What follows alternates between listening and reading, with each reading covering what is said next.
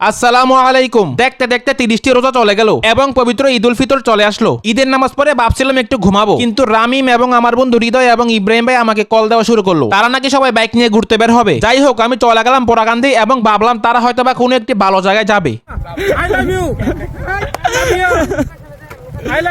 তারপর আমরা দীর্ঘ 10 কিলোমিটার গাড়ি চালানোর পর হোমনা ব্রিজ পেরিয়ে ব্রাহ্মণবাড়িয়া চলে গেলাম। তারপর দেখি সেখানে গিয়ে তারা সিদ্ধান্ত নেয় কোথায় যাবে। সর্বশেষ সিদ্ধান্ত হলো যে তারা সৈফুল্লাহ কান্দি সুন্দর একটি পার্কে যাবে। তারপর সেখান থেকে 7 কিলোমিটার ব্যাকে আসলাম এবং সুন্দর একটি জায়গায় গেলাম যেখানে রয়েছে অনেক সুন্দর সুন্দর ভুট্টা ক্ষেত। ভাই, মানুষ তো রাস্তা ভুল করলে এক রাস্তা থেকে অন্য রাস্তায় যায়, কিন্তু আমরা রাস্তা ভুল করে ভুট্টা খেতে চলে যাবো সেটা কখনো আশা করিনি। যাই হোক, এটা কোনো সমস্যা না, কিন্তু সমস্যা হলো রাস্তা অনেক ভাঙা ছিল এবং আমরা অনেক ক্লান্ত ছিলাম এবং তখন প্রায় দুপুর 1টা বাজে। সূর্য যেন আগুন দিচ্ছে, শূন্য খোলা আকাশে আগুনেরই ফুলকি যেন মিশে গেছে বাতাসে। সেই বাতাসের ছোঁয়ায় চেহারা হয়ে গেছে ফ্যাকাশে। ঈদ তো আসে সকল মানুষের দুঃখ করতে বিলীন, সেই কারণেই আমরা কেউ চেহারা করলাম না মলিন। তারপর আমাদেরকে একটি জায়গা নিয়ে তরমুজ নামক মধু খাওয়াইয়ে আমাদের মাথা ঠান্ডা করলো। আজকে আর কোনো জায়গায় তেমন যাওয়াই হলো না। তারপর সর্বশেষ আমরা দরবেশ বাড়িতে একটু সময় কাটিয়ে চলে আসলাম।